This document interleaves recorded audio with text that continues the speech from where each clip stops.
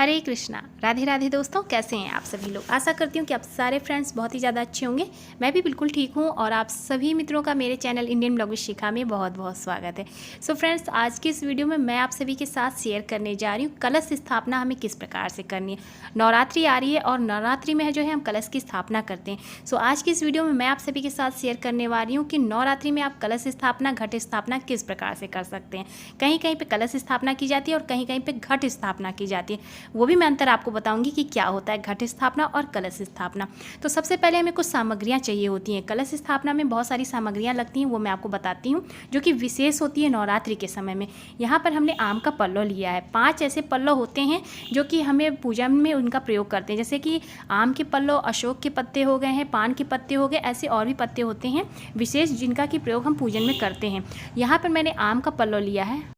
यहाँ पे कुछ सामग्री हमने लिया है। यहाँ पर मैं आपको दिखा दूँ, ये गंगा जल है और यहाँ पर मैंने एक जो है इस तरह से चुनरी ले रखी है, दूरबा लिया है, यहाँ पर सुपारी है और एक सिक्का मैंने लिया है, लौंग है, इलायची है और यहाँ पर मैंने रोली लिया है, हल्दी लिया है, हल्दी की गांठ भी आप ले सकते हैं, चंदन पाउडर है, साथ में थोड़े से पुष्प हैं, अक्षत हैं और रोली है, और साथ में यहाँ पर मैं आपको दिखा दूँ तो मौली भी है। तो इतनी सामग्री मेरे पास है, वो मैं आपको बता देती हूँ कि कौन कौन सी सामग्री हमें कलश की स्थापना में चाहिए होगी, और जैसे जैसे मैं कलश की स्थापना करती जाऊंगी आपको आगे बताती जाऊंगी। तो देखिए, यहाँ पर बहुत सारी सामग्रियाँ कलश की स्थापना में लगती हैं। सबसे पहले हम जिस भी जगह पे कलश स्थापना करेंगे वहाँ पे अच्छे से साफ़ सफाई कर लें, और आपको वहाँ पर एक जो है चौकी लगानी है। लाल पीले वस्त्र बिछाए जाते हैं। देखिए, माता रानी की पूजा में हमेशा लाल वस्त्रों का प्रयोग किया जाता है, और जब हम विष्णु भगवान की पूजा करते हैं तब वहाँ पर हम पीले रंग का वस्त्र जो है बिछाते हैं। तो लाल चौकी, आपको एक चौकी पर लाल वस्त्र बिछाने हैं। अब आपको अक्षत लेने हैं, यानी कि चावल लेने हैं। चावल साफ सुथरे हो, खड़े दाने का प्रयोग करिएगा, और बस इस तरह से आपको चावल ले लेने हैं। चावल से हम जो है अष्टकमल दल बनाएंगे। आप यहाँ पे जो है रंगीन चावल भी ले सकते हैं, चावल को कलर करके जो है ले सकते हैं। नवरात्रि में विशेष चावलों को जो है अच्छे से कलर करके जब आप रंगोली बनाते हैं तो बहुत अच्छा लगता है। यहाँ पर मैं केवल आपको बता दे रही हूँ। तो यहाँ पर मैंने जो है सफ़ेद चावल इस तरह से लिए हैं, और इस तरह से आपको बहुत ही आसानी से मैं दिखा देती हूँ। इस तरह से आप जो है अष्टकमल दल बना सकते हैं। बहुत सारे लोगों को नहीं भी आता है बनाने, पहले मुझे भी नहीं आता था। धीरे धीरे प्रैक्टिस हो जाती है। जब हम हर पूजन में इस तरह से बनाते हैं थोड़ा थोड़ा करके, तो प्रैक्टिस हो जाती है और बहुत अच्छे से बन जाता है। कुछ नहीं करना है, बस आपको इस तरह से एक जगह ढेरी लगानी है चावल की, और बस इस तरह से आपको 8 जगह पे इस तरह से छोटे छोटे फूल की तरह से बना लेने हैं। अब यहाँ पे देखिए, बीच का जो जगह खाली, वहाँ पे एक मुट्ठी चावल और हम रखेंगे। तो इस तरह से जब आप चावल रखते हैं उसके बाद बराबर करना है। इसके ऊपर हम एक जो है थोड़ा सा रोली डालेंगे, क्योंकि यहाँ पर मैंने सफ़ेद चावल लिया है। कोरी चीज़ों को हमें नहीं प्रयोग में करना है, क्योंकि यहाँ पर आप चावल कलर कर सकते हैं। मैंने चावल नहीं कलर किया है। जब मैं नवरात्रों में स्थापना करती हूँ तो मैं चावल को बहुत अच्छे से लाल पीले हरे कलर से कलर करती हूँ। यहाँ पर मैंने थोड़ा सा रोली डाल दिया है, कलर की वजह से हमने शुभ करने के लिए थोड़ा सा रोली डाला। इसके ऊपर हमने जो है इस तरह से पुष्प रख दिया है, और देखिए कितना सुंदर सा हमारा जो अष्टकमल दल बन गया। यहाँ पर अब मैं आपको बताती हूँ घट स्थापना और कलश स्थापना में क्या फ़र्क होता है। कलश स्थापना हम जब करते हैं तो आप यहाँ पे पीतल का, तांबे का, और जो है किसी भी धातु का ले सकते हैं। हाँ, स्टील का मत लीजिएगा, बस पीतल और तांबे का ले सकते हैं। तो इस तरह से लोटे को हमने जो है इस तरह से मौली लपेट के 3 बार आपको इस तरह से मौली लपेटना है और कलश की स्थापना करनी। घट स्थापना में हम मिट्टी का घड़ा लेते हैं, वो भी मैं आपको दिखाऊंगी कि हम मिट्टी का घड़ा कैसे लेते हैं। तो सबसे पहले हमने यहाँ पे देखिए इस तरह से जो है कलश लिया है पीतल का। इसमें हम 3 बार इस तरह से हमें जो है मौली लपेटनी है, और साथ में मंत्रों का जाप आप करते रहें, माँ भगवती का नाम का स्मरण करते रहें, और इस तरह से देखिए हमारा कलश तैयार हो गया। कभी भी खाली कलश की स्थापना नहीं की जाती है। तो इस तरह से हमें जो है गले में मौली लपेटनी है। अब हम इसमें इस तरह से स्वस्तिक बनाएंगे। यहाँ पर देखिए, आप जब हम घट स्थापना करते हैं तो घड़े में हम जो है गाय के गोबर से बहुत ही सुंदर उसमें जो है कलाकृतियाँ भी बनाते हैं। अलग अलग जगह पे मैं बता रही हूँ कि जैसे कि घट स्थापना होती है, वो मैं आपको बता रही हूँ। यहाँ पर हम केवल जो मैं बहुत ही सरल बता रही हूँ कि आप कलश स्थापना किस प्रकार से करें। तो कलश में आपको इस तरह से जो है स्वस्तिक बना लेना है, रोली से बनाना है। थोड़ा सा रोली ले लें, उसे गीला कर लें, और इस तरह से आपको जो है स्वस्तिक बनाना है। स्वस्तिक का चिन्ह शुभ माना जाता है। हर पूजा पाठ में जो है स्वस्तिक का जो है निर्माण किया जाता है। आप अष्टकमल दल बना सकते हैं, और स्वस्तिक, अगर आपको अष्टकमल दल बनाने में दिक्कत आ रही है तो आप स्वस्तिक का भी निर्माण कर सकते हैं। तो बस इस तरह से हमने स्वस्तिक बना लिया है, और अब हम इसे बीचों बीच इस तरह से फूल पे जो है बैठा देंगे। तो देखिए, यहाँ पर हमने इस तरह से कलश को बीचों बीच स्थान दिया है। देखिए, घट स्थापना, कलश स्थापना जब नवरात्रों में करते हैं तो हम ज्वार के बीच में भी रख के करते हैं। तब आपको अष्टकमल दल जो है जिस जगह पे आप ज्वार रखेंगे उस जगह पे बनाइएगा, उसके ऊपर आप जो है घट जहाँ पे जौ बोए हैं उसमें रखिएगा, उसके ऊपर आप कलश की स्थापना करिएगा। मैं यहाँ पे चौकी पे बता दे रही हूँ।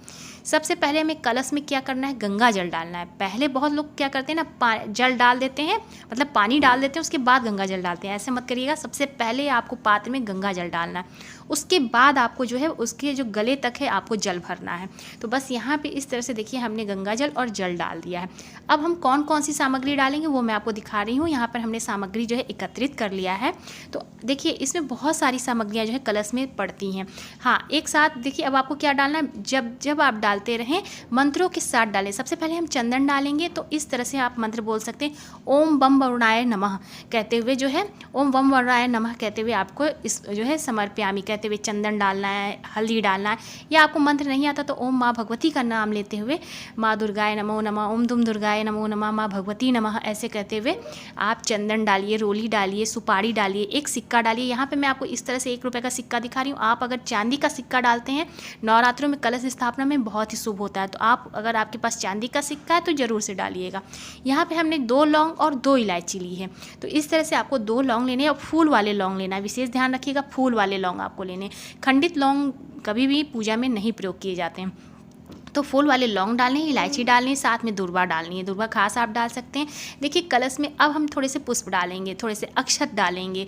इस तरह से आपको हल्दी की गांठ डालनी है। और यहाँ पे मैं बता दूं कि नवरात्रि में या विशेष पूजन में जब कलश की स्थापना की जाती है उसमें सप्त मृतिका आती है, 7 प्रकार की मिट्टी होती है, सप्त मृतिका डाली जाती है। अब ये आप बोलेंगे कहाँ मिलेगा, तो जब आप पंसारी की दुकान पर जाएंगे उनसे मांगेंगे सप्त मृतिका तो वो आपको देंगे। 10 से 15 रुपये में आ जाती है, छोटी सी शीशी में रहती है, वो डाली जाती है। सप्त मृतिका डाली जाती है, जो है रत्न डाले जाते हैं, पंचरत्न होते हैं, 5 प्रकार के रत्न डाले जाते हैं। इस तरह से बहुत सारी चीज़ें जो है कलश में पड़ती हैं, वो मैंने आपको बता दिया। पंसारी की दुकान पे जाएंगे, कलश स्थापना की सामग्री मांगेंगे, आपको मिल जाएगी। तो बस इस तरह से देखिए हमने आम के पल्लों को इस तरह से टीका चंदन करा। सभी पत्तों में आपको इस तरह से टीका चंदन करना। और ध्यान रखिएगा कि पत्ते बहुत सारे क्या करते हैं, अलग अलग एक एक पत्ते लेते हैं, नहीं, इस तरह से फूल जो होते हैं पत्ते के जो ज्वाइंट होते हैं एक ही में, और इस तरह से आपको लेने हैं। और इस तरह के पत्ते बहुत जल्दी सूखते नहीं हैं। और इस तरह से जब आप डालेंगे कलश में तो आपके बहुत लंबे दिन तक ये पत्ते चलते हैं। कभी कभी मैं तो डेकोरेशन के लिए भी इस तरह से लगा के रख देती हूँ मंदिर में, तो अच्छा भी लगता है। तो इस तरह से जो है आपको कलश में डालना है। अब आपको एक पूर्ण पात्र लेना है, इसे कहते हैं पूर्ण पात्र। एक पात्र में आपको थोड़े से चावल लेने हैं, अनाज लेने हैं, या आप यहाँ पे सप्त धान भी ले सकते हैं। जो सप्त प्रकार के जो अनाज होते हैं वो आप ले सकते हैं। इसे पूर्ण पात्र कहते हैं। अब आपको इस तरह से कलश के बीचों बीच में जहाँ आपने पत्ते रखे हैं उसे आपको रखना है। अब यहाँ पे मैं आपको दिखा दूँ, ये नारियल है। यहाँ पर जो है हमारे यहाँ नारियल इसी तरह से छील दिए जाते हैं। आपको पूरा जो बंधा हुआ नारियल रहता है वो भी आप ले सकते हैं, या इस तरह से भी ले सकते हैं। नारियल को अब हम क्या करेंगे, आप देखिए यहाँ पर कलावा ले सकते हैं। यदि आपके पास चुन्नी है तो बहुत अच्छी बात है, लेकिन हाँ कलावा विशेष शुभ माना जाता है। तो आप वस्त्र के रूप में इस तरह से 3 बार कलावे को आपको इस तरह से लपेटना है। 3 बार, 5 बार, 7 बार, जितनी बार आप लपेटना चाहे उतनी बार आपको कलावे को इस तरह से लपेट लेना है। और इस तरह से नारियल पे भी आपको स्वस्तिक बनाना है।